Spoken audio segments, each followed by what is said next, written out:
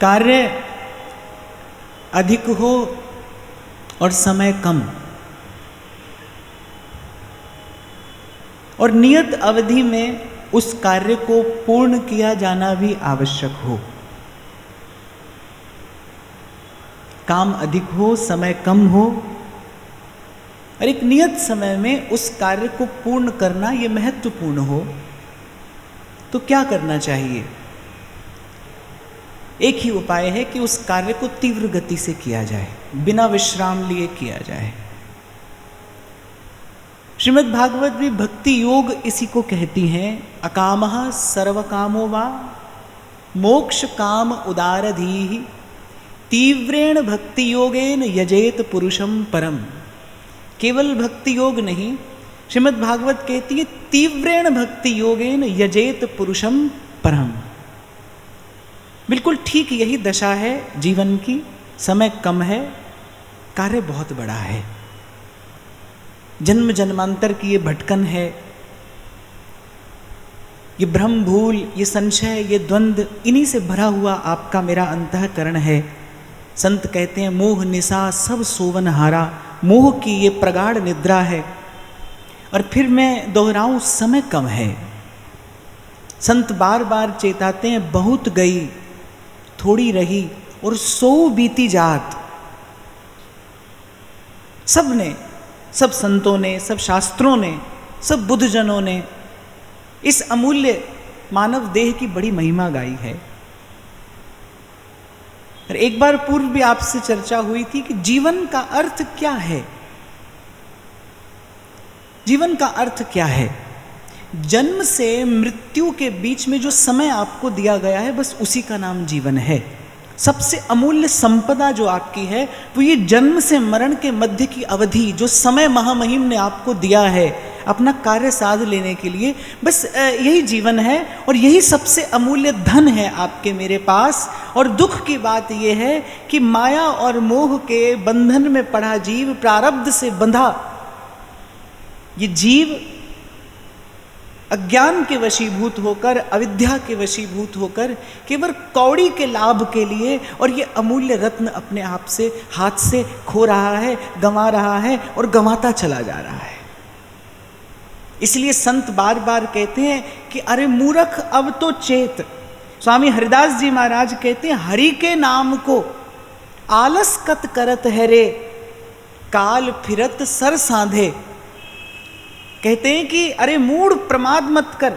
श्रीमद् भागवत कह रही है तीव्रेण भक्ति योगेन, तीव्र भक्ति योग से भगवान की आराधना करिए।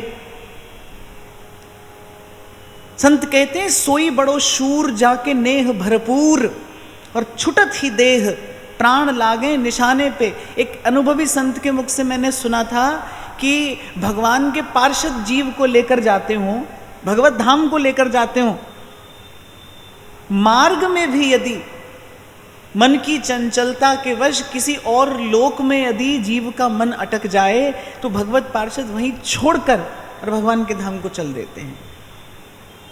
और ये आप देखिए, ये लगभग असंभव सा है। इतना चंचल मन, अतिशय चंचल मन, जिसकी चंचलता भगवान अपनी वाणी में प्रमाणित करते हैं। असंशय महाबाहो मनो दुर्निग्रहम चलम।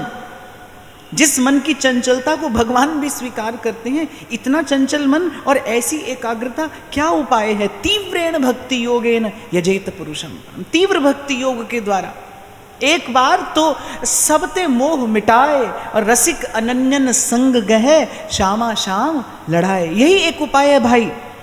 इसलिए बार बार आपको चर्चा के माध्यम से मैं निवेदन करता आ रहा हूं, सरल न समझना। सरल भी नहीं है और असंभव भी नहीं है, पर कठिन तो है, कठिन तो है। मुझे लगता है किसी कार्य की कठिनाई को जानकर ही तो आप उसके लिए वास्तविक रूप से तैयार हो सकते हैं। तो सरल भी नहीं है, लेकिन निराश भी मत होना, क्योंकि असंभव भी नहीं है। मनुष्य का देह भगवान ने दिया ही किस लिए है? ये आंख मिली ही किस लिए? कि भगवत दर्शन हो जाए। कान मिले ही किस लिए? जिनके श्रवण समुद्र समाना, कथा तुम्हारी सुभग सरनाना। और सौभाग्य की बात यह है, प्रभु की अकारण कृपा करुणा ये है, और विशेष रूप से जिस युग में आप और मैं जन्मे, या जिस युग में आपको और मुझे, जिस काल में आपको और मुझे भजन करने की सुध आई, उस समय के लिए तो भक्तमालकार कहते हैं, और युगनते कमल नयन कलिजुग बहुत कृपा करी। बोले और सब युग में और किसी काल में तो ये कार्य निश्चित रूप से बड़ा ही दुष्कर और लगभग असंभव था, पर और जुगनते कमल नयन कलिजुग बहुत कृपा करी। इस काल में तो ये कार्य बड़ा सरल है। इस काल में भी, इस युग में भी जो भगवत प्राप्ति नहीं कर सकता, उसे किसी भी अन्य काल में भगवत प्राप्ति होना असंभव है, अशक्य है। जो इस काल में नहीं कर सकता, तो संत तो भाई अपनी कृपा से, अपनी करुणा से बार बार सोए जीव को, मोह निद्रा में पड़े जीव को अपने सशक्त शब्दों से, अपने भजन के प्रभाव प्रताप से, अपनी कृपा के प्रसाद से जगाने का प्रयास करते हैं। स्वामी जी कहते हैं, हरि के नाम को आलस कत करत है रे, कहते चेत काल फिरत सर साधे। और फिर कहते हैं, बेर अबेर कछु नहीं जानत। समय आपसे कभी समय नहीं पूछता, काल आपसे कभी आज्ञा नहीं लेता। कह रहे बेर कुबेर कछु नहीं जानत, और चढ़ो रहत है कांधे। कोई पूछे कहाँ है मृत्यु, तो बस निकट ही है, बहुत निकट। और मैं कहता हूँ सबसे निकट। इसलिए नारायण स्वामी कहते हैं, नारायण एक मौत को और दूजे श्री भगवान। कह रहे ये दो बात मत भूलिए, दो बात मत भूलिए, दो बात सदा याद रहे। जाना है रहना नहीं, मरना बिस्वा 20। और मैं बार बार आपको विनम्रता पूर्वक निवेदन करता हूं, ये प्रबोध आपके मन को मैं नहीं दूंगा, कोई नहीं देगा। ये शिक्षा, ये प्रबोध, ये ज्ञान, ये विद्या, ये युक्ति आपके मन को आप देंगे, आपको ही देना है। किसी भी जन्म में ये कार्य आपको करना है। इसलिए उस दिन मैंने आपको कहा था कि कोई भी कार्य, अच्छा कार्य, बड़ा कार्य, शुभ मुहूर्त देखकर किया जाता है ना। और भजन करने का शुभ मुहूर्त क्या है? आज, अभी, यहीं। ये भजन करने का शुभ मुहूर्त है। आज से आरंभ करिए, अभी से, क्योंकि बहुत गई और थोड़ी रही। और उसके लिए भी संत कह रहे हैं 100 बीती जाए, वो भी जाते जाते जा रही है, वो भी जाते जाते जा रही है। तो कह रहे काल बेर अवेर कछु नहीं जानत, और चढ़ो फिरत है कांधे। और फिर कहते हैं हीरा बहुत जवाहर संचय, बहुत से मणिमाणिक, हीरा मोती एकत्रित कर लिए, उनका संग्रह कर लिया, हीरा बहुत सब जवाहर संचय। और कह रहे कहा भयो हस्ती दर बांधे। लोग बहुत सजा कर रखते हैं ना अपनी बड़ी बड़ी गाड़ी को अपने घर और बंगले के सामने। और स्वामी जी कहते हैं, कह हरिदास महल में बनिता बन ठाड़ी भई, पर एको न चलत जब आवत अंत की आंधे। जब अंतिम समय आता है तो कुछ काम नहीं आता, कोई काम नहीं आता, जीव की एक भी युक्ति, एक भी उपाय नहीं चलता। और संत कहते हैं कि क्या अमूल्य वस्तु और कौड़ी के लिए दे रहा है। अरे एक एक तव श्वास का 3 लोक नहीं दान। इसलिए पूर्व में भी मैंने एक बार विस्तार से चर्चा की थी, साधक के जीवन में, जो अपने आप को साधक कहता है, जो इस मार्ग का उपासक है, उसके जीवन में अव्यर्थ कालत्व हो, समय खराब ना करे। जीवन का दुरुपयोग करने वाला जीवन धन की प्राप्ति कभी नहीं कर सकता, कभी नहीं कर सकता।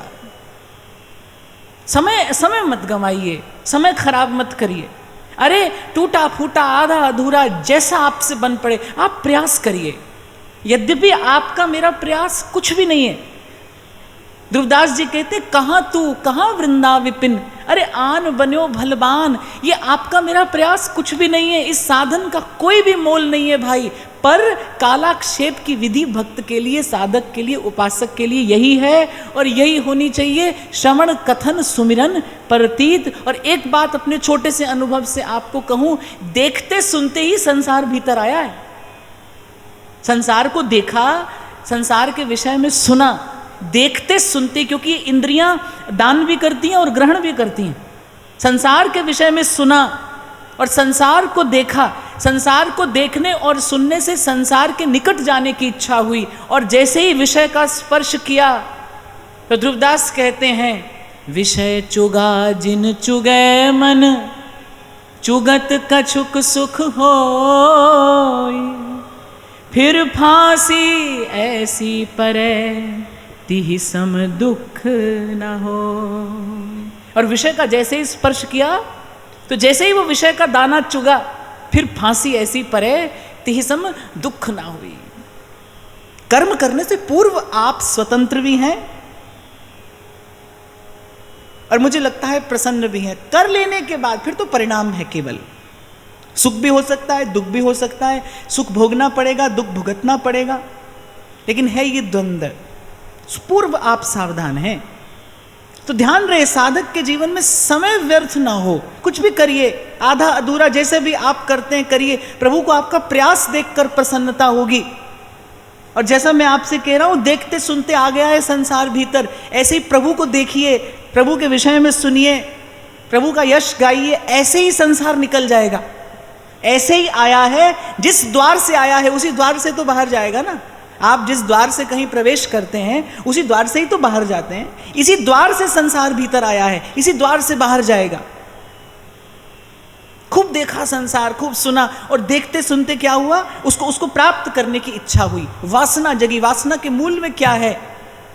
वासना के मूल में इंद्रियों के द्वारा किया हुआ यही प्रपंच तो है।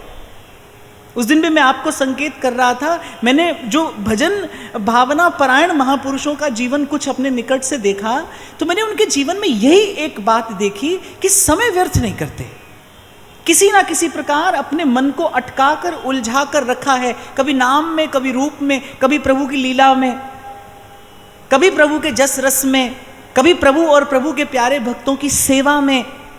इसलिए आपसे पूर्व में मैंने कहा भाई सरल नहीं है, हाँ पर असंभव भी नहीं है, कठिन है, खरोई कठिन है, भजन ढिंग ढरिबो। और मुझे तो ऐसा लगता है कि प्रभु की प्राप्ति सरल है, संसार का त्याग कठिन है। दुराशा है ये जो संसार की आशा है, इसी को महतजन दुराशा कहते हैं। आस की पास नहीं तोड़ जानी, और इसी आश की पाश में जीव बंधा है। और ये बंधन आज का नहीं है भाई, जन्म जन्म का बंधन है, प्रगाढ़ बंधन है। मम माया दुरत्यया, भगवान कहते हैं, प्रगाढ़ बंधन है। जीव दुर्बल है, असमर्थ है। एक व्यक्ति को आप बांध कर रख दीजिए कुछ काल तक, आप देखेंगे वो दुर्बल हो जाएगा।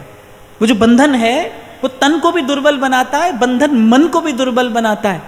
मानस कहती हैं, पराधीन सुपने हूँ सुख नाही। परतंत्र को तो स्वप्न में भी भय है, चिंता है, क्लेश है। और इस अनवरत क्लेश के कारण, इस सतत भय और चिंता के कारण जीव दुर्बल हो गया है। माया का बंधन प्रगाढ़ होता गया, जीव दुर्बल होता गया। किया क्या जाए? भगवान की बात मानिए। मामेव ये प्रपद्यन्ते माया मेताम तरन्ति ते। और या भगवान के भक्त की बात मानिए। सब तज भजिए नंद कुमार, सूरदास कहते हैं, सब तज भजिए नंद कुमार। और भजे ते काज सरे नहीं, और भजे ते काज सरे नहीं। मिटे न जग जंजार, सब तज भजिए नंद कुमार। और यही विचार अपने मन को कराते हुए ध्रुवदास जी कह रहे हैं।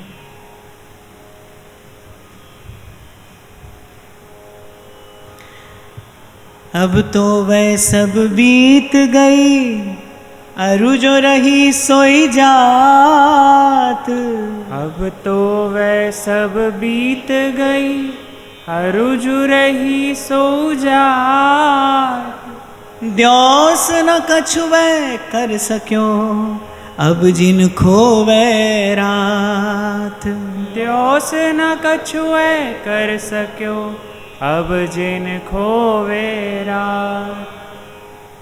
तो कहते हैं कि एक प्रकार से आधा जीवन तो चला गया, और वैसे भी देखा जाए तो आधा जीवन तो सोने और खाने में चला ही जाता है। खाना पीना सोवना और न कोई चीत। सदगुरु सबद विसारया, आदि अंत कामी। मुझे बड़ी अच्छी लगती हैं कबीर साहब की ये दो पंक्तियाँ, राम भजो तो अब भजो, फिर भजोगे कब, हरे हरे सब रूखड़े, ईंधन हो गए सब। कहते देख चारों ओर देख, दृष्टि डाल, हरा भरा वृक्ष सूख जाता है ना, ठूठ हो जाता है, गिर जाता है, समाप्त हो जाता है, अंत में क्या है, चूल्हे में जल के राख हो जाता है, स्वा हो जाता है। ऐसे ही जीवन रूपी वृक्ष भी है भाई, सूख जाएगा एक दिन। आज यौवन है, तन धन सशक्त है, स्वस्थ है, इस समय का लाभ लीजिए। हाँ, पर एक बात मैं अवश्य यहाँ पर कहना चाहूँगा, पूर्व भी मैंने आपको कहा था, वृद्धावस्था में कौन भजन करता है, कर सकता है, जिसने अपनी युवावस्था को साधा होगा। युवावस्था में कौन साधेगा स्वयं को, जिसे अपनी बाल्यावस्था में भजन का संस्कार मिला होगा। और बाल्यावस्था में भजन का संस्कार किसे मिलेगा, जिसकी माता में भजन का संस्कार होगा। हाँ, मैंने कहा था अकारण कृपा से कुछ भी हो सकता है।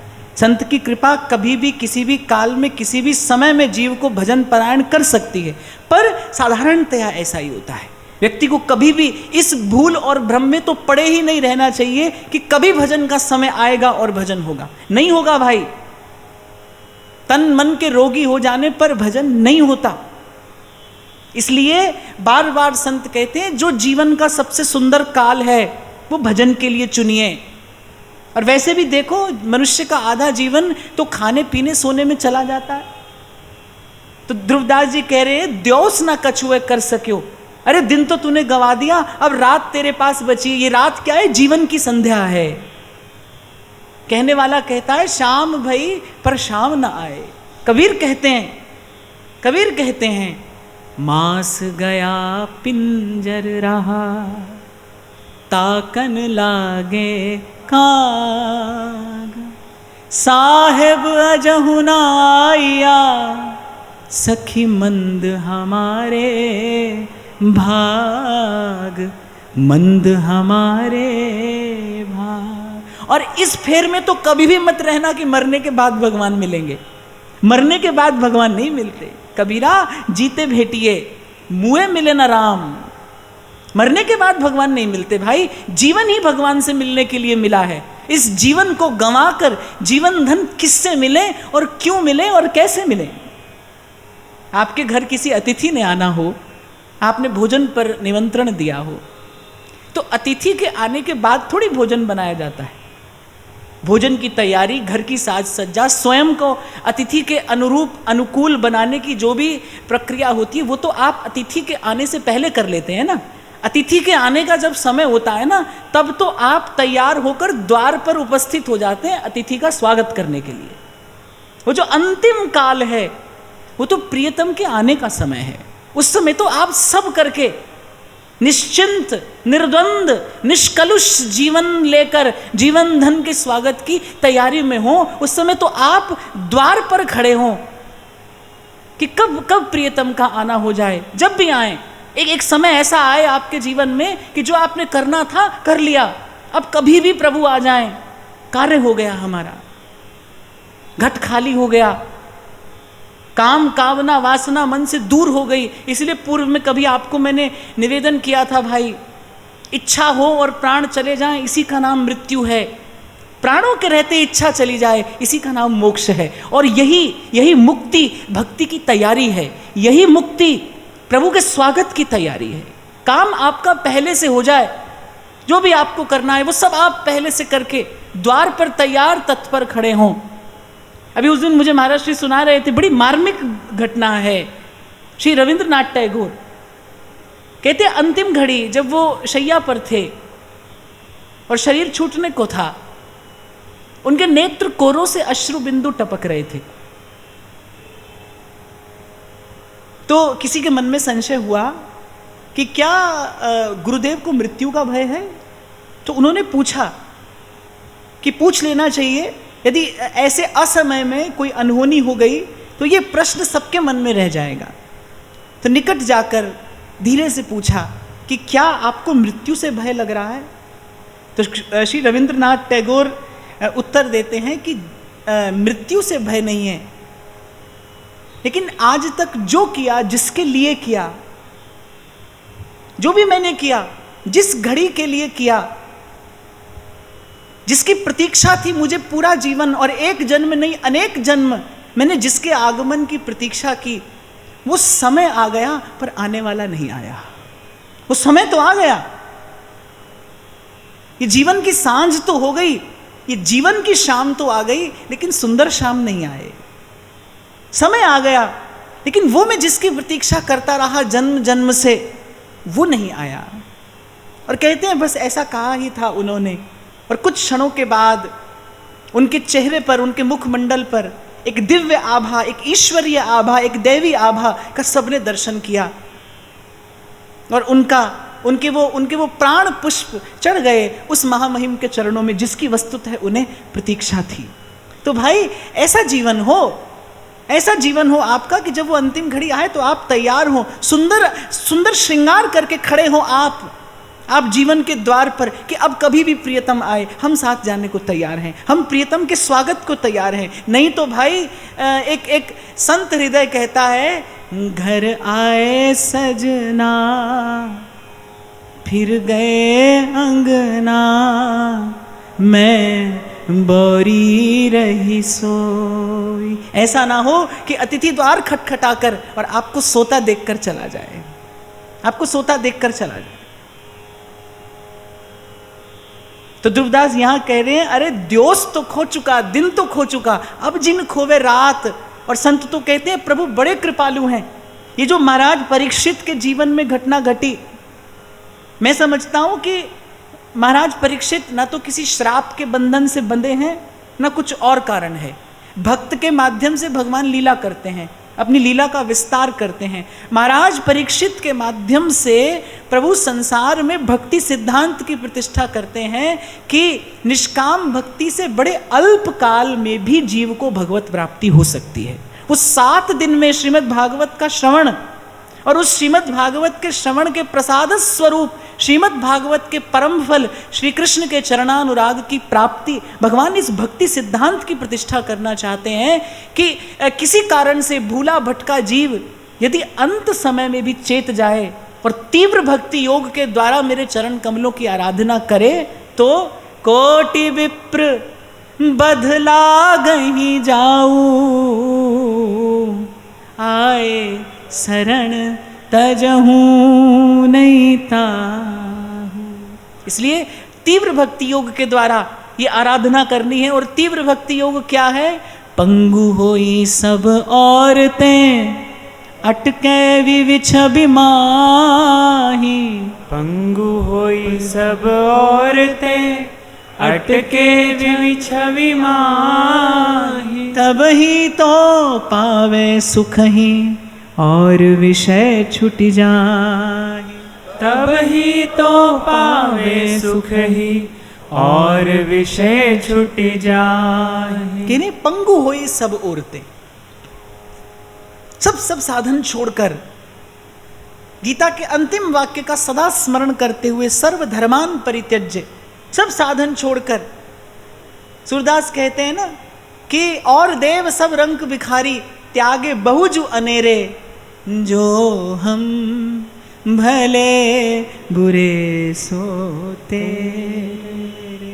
सदा स्मरण रखना, प्रीत तो नंद नंदन सो की जय, नंद नंदन सो की जय। प्रीति तो नंद नंदन सो की जय, नंद नंदन सो की जय। प्रीति तो नंद नंदन सो की जय, नंद नंदन सो की जय। संपत्ति विपत्ति पर प्रतिपाले, संपत्ति विपत्ति पर प्रतिपाले, संपत्ति विपत्ति पर प्रतिपाले, संपत्ति प्रतिपाल। कृपा करे सो जीजे, कृपा करे सो जीजे। प्रीति तो नंद नंदन सो कीजे, प्रीति तो नंद नंदन सो कीजे। प्रीत तो नंद नंदन सो कीजे, प्रीत तो नंद नंदन सो कीजे। संपत्ति विपत्ति परे प्रतिपाले, संपत्ति विपत्ति परे प्रतिपाले। कृपा करे सो जीजे, कृपा करे सो जीजे। प्रीत तो नंद नंदन सो कीजे, प्रीति तो नंद नंदन सो कीजे। ठाकुर केवल विपत्ति में नहीं संपत्ति में भी संभालता है, क्योंकि पतन का भय विपत्ति में नहीं संपत्ति में होता है। जीव का पतन विपत्ति में नहीं होता। वस्तुतः विपत्ति संपत्ति क्या है, बड़ी सुंदर बात शास्त्र निर्धारित करता है। कहता है विपद विस्मरणम विष्णोः संपन्न नारायण स्मृति। भगवान भूल गए ये विपत्ति है। कहे हनुमंत विपत्ति प्रभु सोई, जब तब सुमिरन भजन न हुई। और संसार की संपत्ति विपत्ति की बात करें तो विपत्ति में भय नहीं है भाई, संसार की संपत्ति में भय है। पतन का भय संपत्ति में है। अहंकार, मोह, राग, द्वेष, ईर्ष्या, भय, ये जितने दुर्गुण आते हैं संपत्ति के साथ आते हैं। विपत्ति में तो जीव अकुलाता है, विपत्ति में तो जीव ठोकर खाता है। वैसे तो एक भक्त कवि के मुख से मैंने सुना था कि पीड़ा आत्मा का स्नान है। पीड़ा के बाद अंतःकरण शुद्ध हो जाता है। पीड़ा अंतःकरण के शोधन का उपाय है, ये अंतःकरण का स्नान है। तो विपत्ति के बाद तो जीव शुद्ध होकर निकलता है। कभी कभी विपत्ति जीव को शुद्ध बुद्ध बना देती है। संपत्ति में भय है भाई, संपत्ति में। और ये भगवान की माया है कि संपत्ति में भगवान भूल जाते हैं। सुख के माथे सिल पड़े जो नाम हृदय से जाए, संपत्ति भगवान की विस्मृति करा देती। कोई ऐसा चाहिए जो संपत्ति में भी संभाले और विपत्ति में भी। ऐसे नंद नंदन है। संपत्ति विपत्ति परे प्रतिपाले, संपत्ति विपत्ति परे प्रतिपाले। कृपा करे सो जीजे, कृपा करे सो जीजे। प्रीति तो नंद नंदन सो कीजे, प्रीति तो नंद नंदन सो कीजे। प्रीति तो नंद नंदन सो कीजे, प्रीति तो सो कीजे। तो कहते तब ही तो पावे सुख ही और विषय छूट जाए। विषय का स्पर्श छूटेगा तभी तो सुखानुभूति होगी। और कल जब इस विषय पर विराम के क्षणों में चर्चा हो रही थी, जब ध्रुवदास जी ने कहा सबते मोह मिटाए, तो भाई मोह कोई मिट्टी का दीपक तो है नहीं, फूंक मारो बुझ जाएगा। आपने कहा हटा दो और हट गया, या आपने कहा हट गया तो हट गया, ऐसा तो है नहीं। मोह हटे, संसार से ममता हटे, तो फिर ममता लगे कहाँ? उसे लगने के लिए कोई ठौर भी चाहिए, क्योंकि ममता को नष्ट नहीं किया जा सकता। और ममता को नष्ट करना स्वस्थ है भी नहीं। ममता को स्वस्थ नष्ट करना स्वस्थ नहीं है। ममता का रूपांतरण हो, आसक्ति ही भक्ति बनती है भाई। कोयला ही हीरा बनता है कालांतर में जाकर, उसके मूल में वही है। ये जीवन का विषाद ही भगवत कृपा का स्पर्श होते ही प्रसाद मालूम पड़ने लगता है। जीवन का विषाद ही, जैसे जीव को कृपा की अनुभूति होती है। कहते हैं जब श्री रघुनाथ जी का चरण स्पर्श हुआ अहिल्या को, तो अहिल्या कहती है, कहते मैं सबसे पहला धन्यवाद देना चाहती हूं मुनि के श्राप को। मुनि श्राप जो दीन्हा अति भल कीन्हा, मेरा परम हित किया उन्होंने, परम अनुग्रह मैं माना। देखऊं भर लोचन हरि भव मोचन, इहै लाभ शंकर जाना। और माता अहिल्या कहती हैं महादेव इन नेत्रों का एक ही लाभ तो बताते हैं कि इन नेत्रों से प्रभु के चरण कमलों का दर्शन हो जाए। कह रहे मुनि श्राप जो दीना अति भल कीना, मेरा परम हित किया उन्होंने, परम अनुग्रह मैं माना। देखऊं भर लोचन हरि भव मोचन, इहै लाभ शंकर जाना।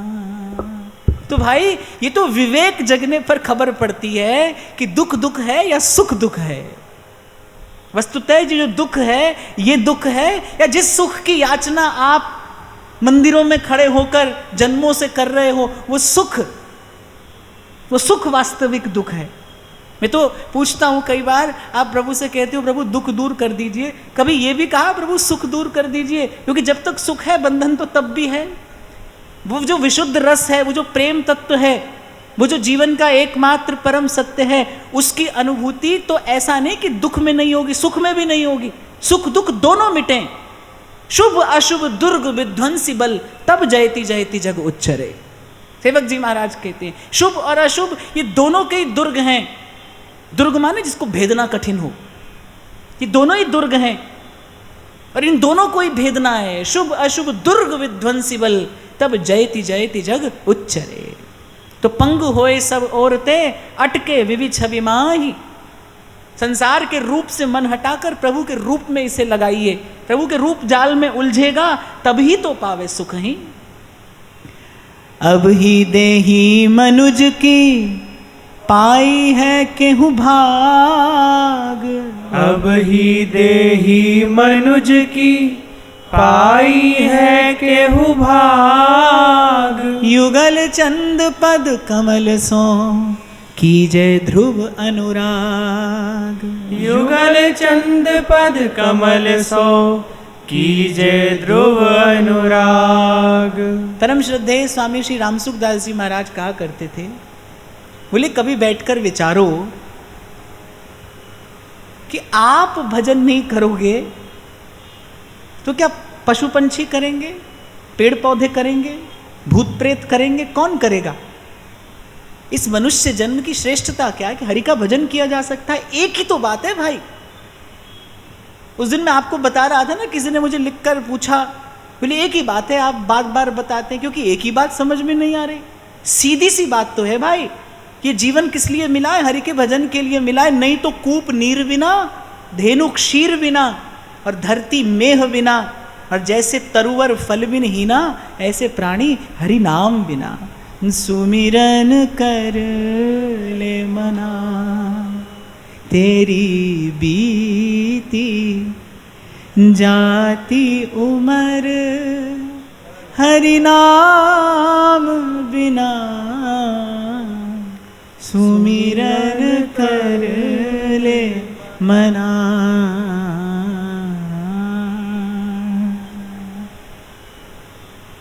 तो समझाइए मन को कि अब के देही मनुज की पाई है केहू भाग।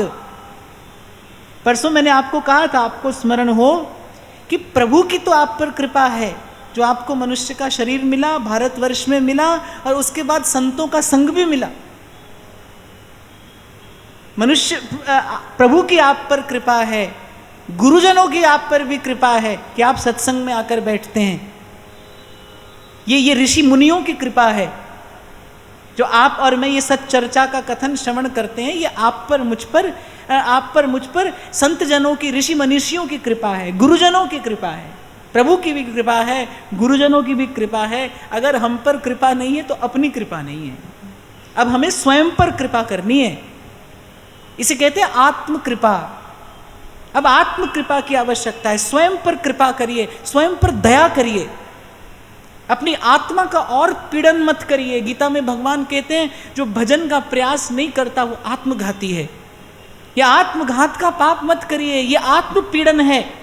प्रभु से स्वयं को दूर रखना, बार बार क्षणभंगुर सुख के लिए संसार के विषय में लिपटे रहना, ये आत्म को, आत्म तत्व को पीड़ा देने जैसा है। यह आत्म पीड़न है, यह आत्म पीड़न है। इसलिए युगल चंद पद कमल सो कीजे ध्रुव अनुराग। और कल भी चर्चा कर रहे थे हम भाई, जीव का वास्तविक ठौर क्या है? प्रभु के चरण कमल हैं। यद गत्वा न निवर्तन्ते तद धामम परमम मम। और सूरदास तो कहते हैं कि मेरा जो वो परम धाम है ना प्रभु, कुछ और नहीं, आपके चरण कमल हैं।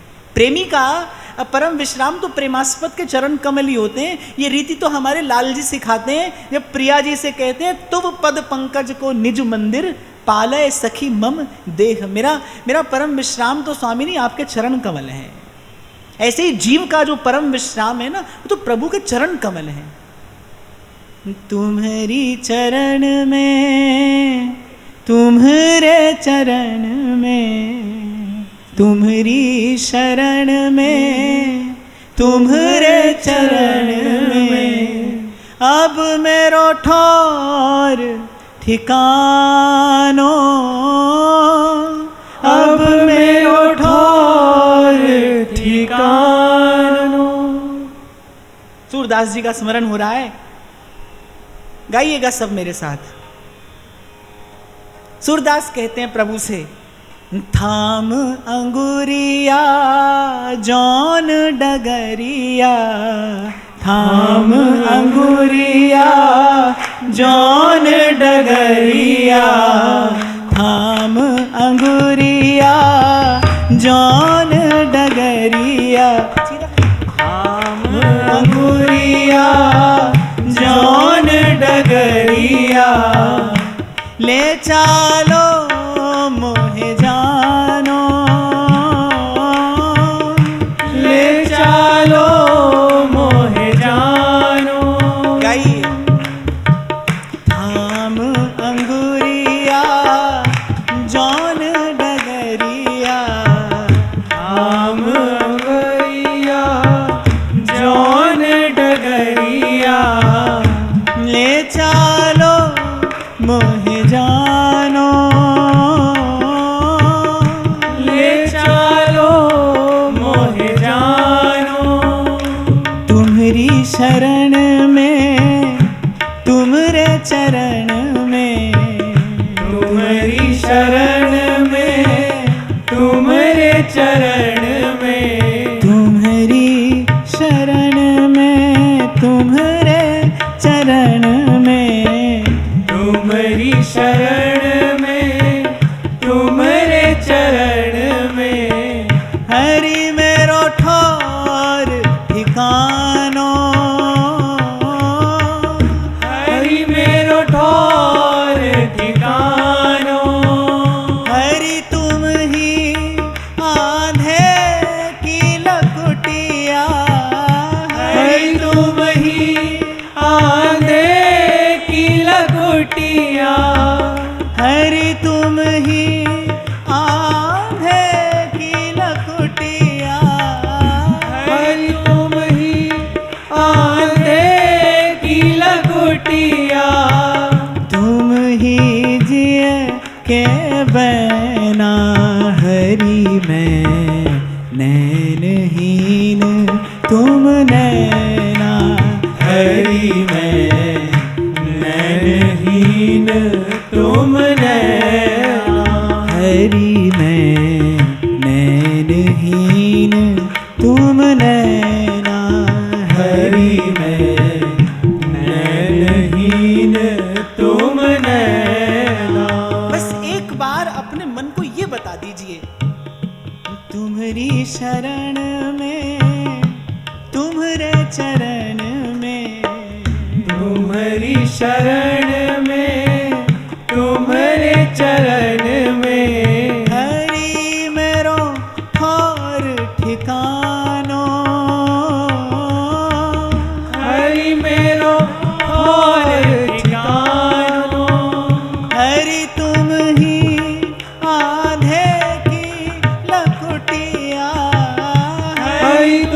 ही आंधे की लकुटिया, हरि तुम ही आंधे की लकुटिया, हरि तुम ही आंधे की लकुटिया, तुम ही के बैना, हरि में नैनहीन तुम नैना, हरि में नैनहीन तुम नैना।